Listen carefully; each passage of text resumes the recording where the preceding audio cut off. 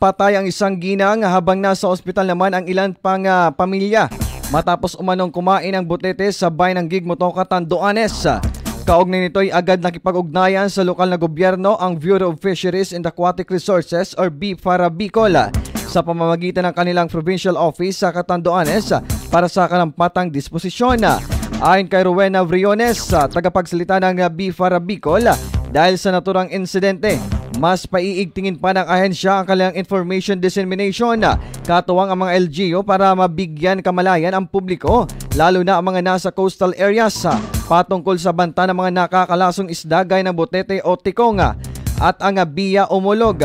Nabatid na ito ay pangalawang insidente sa Catanduanes ngayong unang quarter ng taong 2025. Maalala na nito lamang buwan ng Enero, mayroon ding namatay sa bayan ng Virac dahil sa pagkain ng butete.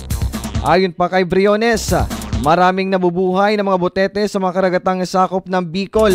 Maliban kasi sa Catanduanes, mayroon na mga unang insidente kung saan may mga binawian na ng buhay mula sa iba't ibang probinsya ng rehiyon dahil sa pagkain ng naturang isda.